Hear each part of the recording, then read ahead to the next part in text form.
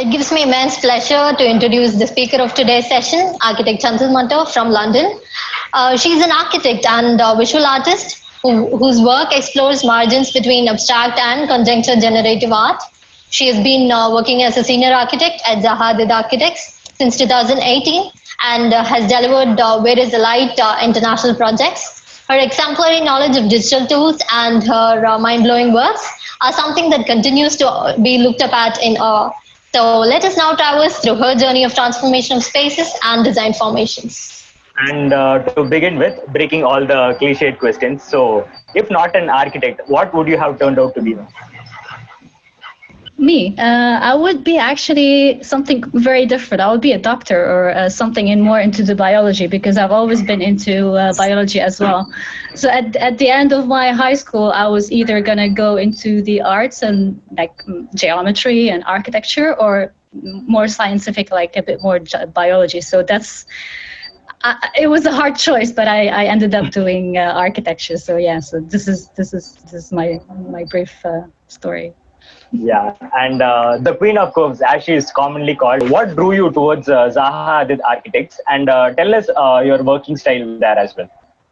Okay, so I joined ZHA, Zaha Hadid Architects, 2 years ago, and I started off by working as a senior architect, basically on more like advanced stages of the design. So I started picking up the projects from more execution stage into getting them more developed into to be built on site. Then the thing about the office is that you have the option to actually work in different teams and different projects depending on the needs as well. So I managed to work on different projects at the same time. So I started off doing execution work, then I ended up doing preliminary design and competitions. So I was exposed to different spectrum, to the wide spectrum of the companies. Currently, I am working on a competition that I worked on. So now it's getting more into the building stage. So this is where I am right now. So I've been working on different stages, and now I picked up one of the projects we won in the company, and now I'm working on a developed stage of just developing that stage, so getting it more concrete. So this is where I am currently. Yeah, very interesting. And how do you approach projects on the basis of spatial analysis and form derivation? Okay, so it depends. So I'm assuming you're talking, it's a bit wide. So in terms of architecture, you start off with the research and getting it more like a concept stage, and getting a mood board and starting off from that, like images and things that you actually feel that fit the concept, and then you develop it. But in terms of, which applies as well in terms of my own personal work, like all the generative design and generative art. So it starts off with a concept, like an image or something that's come into my mind, or even like a natural inspiration, either nature or any other type of inspiration, just to start off by that, and then I start developing it and see where it goes. Basically, I'm more interested in the actual road it takes me, like the experience, than the actual end result, because the end result you can control it more or less, but it's just the way of you experiment different things on the way. That's where you get it more rich, like the experience get more rich, and you learn more as well. So yeah, so this is my usual approach. So yeah, in regard with the motion graphics and the generative art that you do, we scrolling through your feed, we came across a lot of amazing posts. Thank you. Yeah, as you said, like you have this inspiration. So can you, like, how do you design, start, working on it and stuff like that? In regard with the art and motion graphics, those stuff. So it's a bit strange, because I grew up.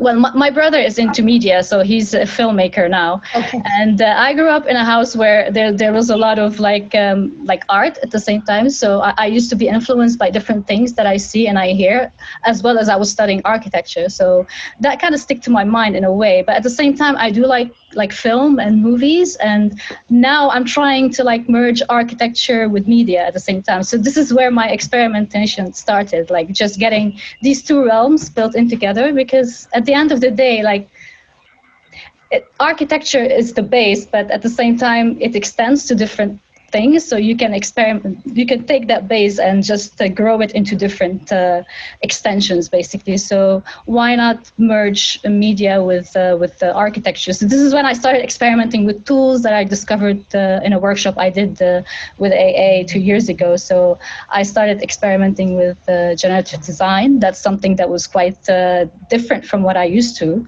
because I was more into like execution, details, technical architecture, like design as well, of course. That's the driving force. But just at the time when I started seeing that you can actually use architecture, or being an architect, you can actually grow into different things at the same time, not being stuck into just one realm, which is what I do on a daily basis. But it's fine. Like it's just interesting to do.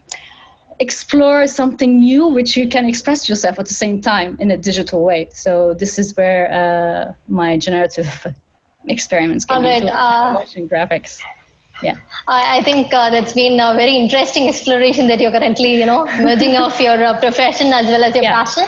And I think, many of us out here, it would give us ideas. Like most of us are now into media and a lot of other, varied fields apart from architecture, pursuing architecture, and then we follow many passions. I think it would be a good note for them. So yes. We see a lot of softwares that are currently being on trend. So what do you think about the importance of digital architecture? Instead of the cliched pen and paper method, and how do you see that, change? Yeah, I mean, it's very interesting because I come from a pen and paper as well, more or less. Like I was at the end of using the pen and paper. On the first 2 years of university, I was drawing everything by hand, and there was no AutoCAD. We weren't allowed to use AutoCAD or any software. So I had the opportunity, actually. I feel like I'm privileged to have been able to use that first. And then when I discovered AutoCAD, like all of us, it was something new and it was exciting. But now AutoCAD is becoming something old and you discover something new. So for me now, I feel like I really want to keep learning different tools. So it's very interesting and experimental at the same time, and it's just a driving force for the future. So this is where we're going, like technology, new softwares, parametric design. Like it makes the architect's direction and the design, like how you think about architecture is quite different as well. Like it's not the same anymore because AI makes things a lot faster, so it helps at the same time, but at the same time you really want to control it, otherwise you lose your touch. So this is where you need to find the balance. So it's all about balance. That's how I see it in the future. You just need to maintain the balance from my side. Like I like to be able to control my design outcome at the end, but it's interesting. It's a long way to digital tools, so it's always experimental, but what I see right now, it's very interesting. Like it's just changing the whole world, especially working at Zaha Hadid, because we use a lot of these new tools. So it's everything is parametric. Most of the things, at least, I think, at some stage in the project. But yeah. Cool. So with regard to the softwares, what kind of softwares do you generally use? And for the budding architects as well as the students who are present, what would you like to, suggest for people or the students? How is it?